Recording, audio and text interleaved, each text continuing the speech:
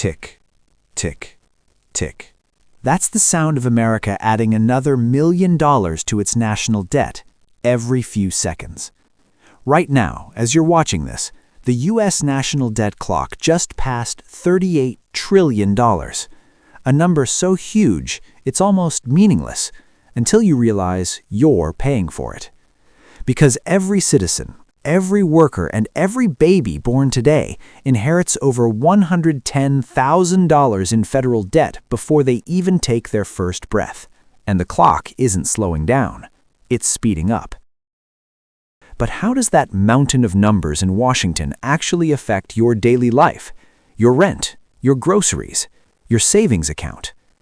Today, we're not talking theory.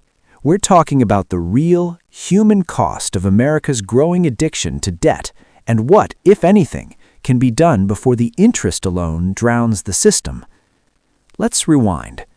In the early 2000s, America's national debt stood around $6 trillion. After the 2008 crisis, it doubled. Pandemic hit. Boom, $27 trillion. Fast forward to 2025, $38 trillion and counting. That's faster than any time in U.S. history. Now, debt itself isn't evil. In fact, budgets run on it. It's like caffeine. It keeps the economy awake. But like caffeine, too much for too long sends your system into collapse. So what happens when the world's largest economy keeps swiping the national credit card? What happens when the interest bill on that card is now over $1 trillion a year, more than the entire U.S. defense budget? Let's break that down, not with charts or jargon, but real-life stories. Imagine this. Sarah is 32, a teacher in Ohio, works hard, makes around $60,000 a year. Each paycheck, a chunk of her taxes goes to pay government bills from decades ago, wars, bailouts, and budget holes she had no say in. But those taxes don't fix her roads. They don't improve her school supplies. They pay interest, the largest single line item in America's federal spending after Social Security and defense. That's the first way the rising debt affects everyday Americans. Your money is working backward. Instead of building, it's patching holes. Every dollar that services old debt is a dollar not invested in you, education, infrastructure, innovation. The U.S. pays more to bondholders in interest than it does to fund schools for tens of millions of students. Ironically, the more Washington borrows to cover those costs, the higher the interest rate becomes, and the more it owes next year. It's a loop, a treadmill with no finish line. The second effect is hidden inflation pressure.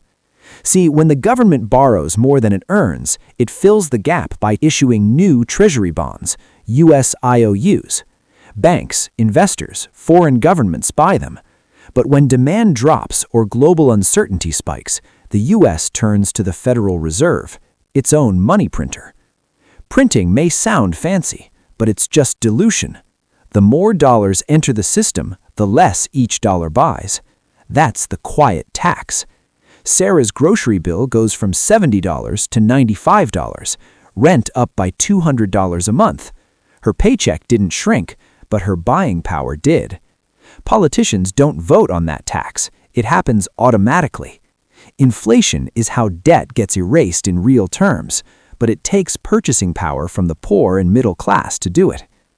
When America borrows to stimulate the economy, it looks like prosperity, until your coffee costs $7 and your savings account loses value faster than it grows.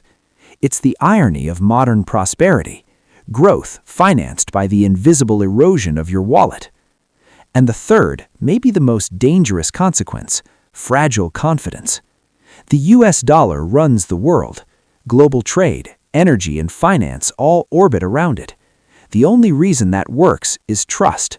Trust that the U.S. will always repay its debts. But what happens when investors start asking if that trust still holds? Already, nations like China, Russia, and even some allies are reducing their U.S. bond holdings. They're shifting to gold, digital currencies, bilateral trade systems.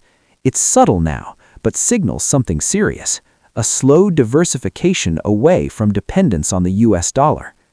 That shift threatens the privilege that's made America's borrowing so painless. Because when foreign demand falls, interest rates rise. The government pays more to borrow money. So do corporations. So do you. Mortgages, car loans, student debts, all link to that same chain. So when Washington's debt habits catch up, the fallout doesn't land on Capitol Hill, it lands on Main Street. Sarah's fixed rate expires and refinancing costs $500 more a month. Her credit card APR doubles. Her dream house slips away. It's not personal mismanagement, it's national math trickling into private lives. Pause for a second. Why should this matter now? America's been in debt forever, right? Yes, but not like this, because the structure of that debt has changed. In the 1980s, much of it was long-term debt, low interest, stable. Today, nearly half of U.S. debt is short-term, meaning it must be rolled over within 5 years. So when interest rates rise, the government doesn't just pay more on new debt, it pays more on old debt as it resets. It's like refinancing a $38 trillion mortgage every few years at a higher rate. At some point, the interest becomes the debt. And here's the absurd part. America now borrows money to pay the interest on money it already borrowed. If that sounds unsustainable, that's because it is. Let's zoom out for a second. How did we get here? Step by step. Massive tax cuts without spending cuts in the 2000s. 2 long wars. Then the 2008 financial crisis. Trillions in bailouts. Then 2020, the pandemic. Trillions more in emergency relief. Fast forward to 2025, $38 trillion and counting. That's not just one party's fault, it's bipartisan denial, funded by public optimism and cheap credit. Both sides promise growth, jobs, relief. Both hand the bill to the next generation. The irony, no one ever feels the tipping point until it's over.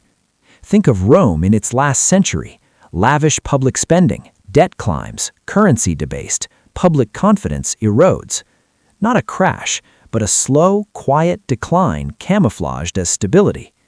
That same fragility now hides beneath America's digital ticker flashing red on the debt clock in Times Square. So what's the end game?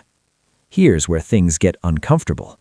There are only 3 ways a country reduces massive debt: grow faster than it borrows, inflate its currency so old debts shrink in real value, or default. Obviously, default is unthinkable. For now. Inflation is already happening, by design or by accident. That leaves growth. But real economic growth, output, productivity, innovation, has been slowing for decades.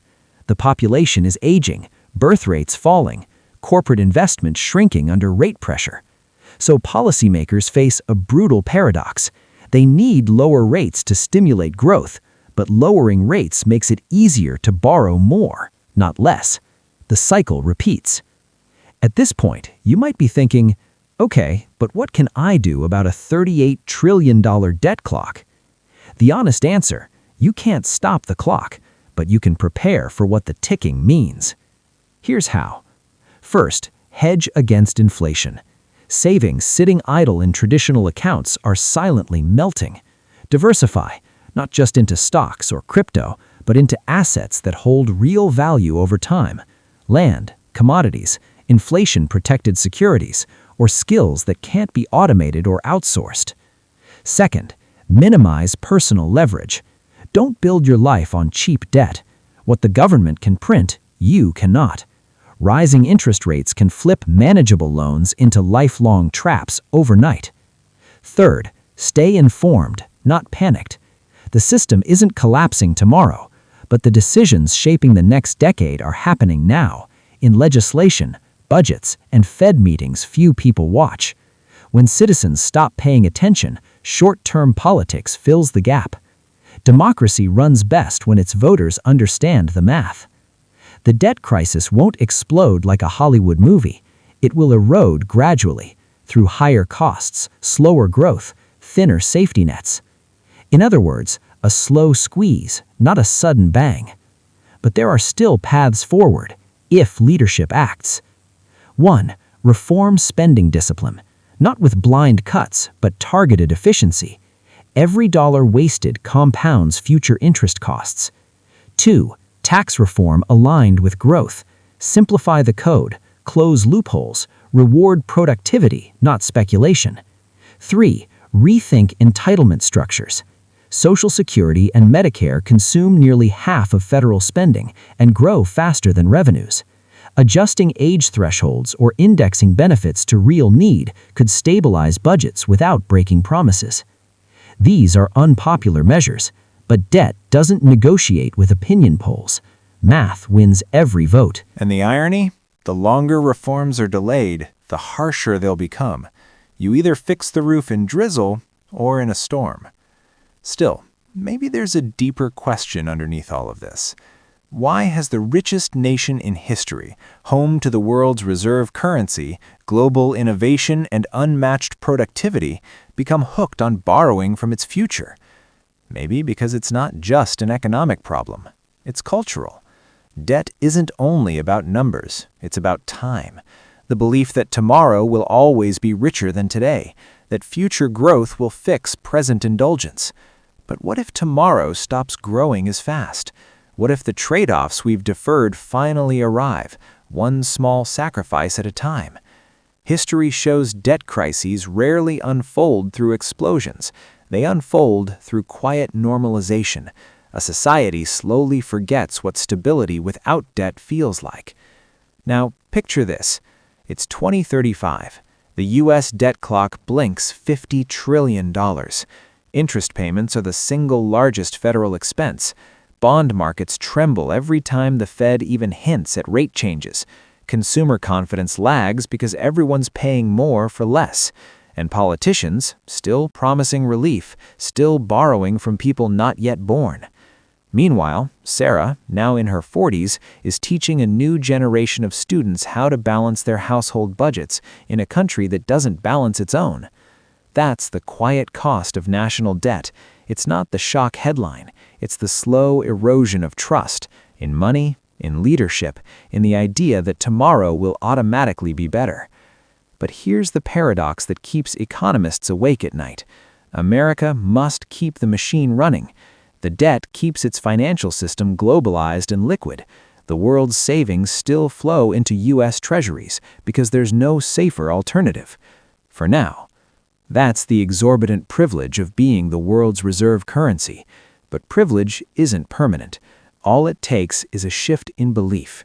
If the world ever doubts that America can or will control its debt, then the ripple becomes a wave. The dollar weakens, borrowing costs spike, the safety net frays, and the illusion of infinite credit vanishes instantly. It's happened before, to empires far older and prouder.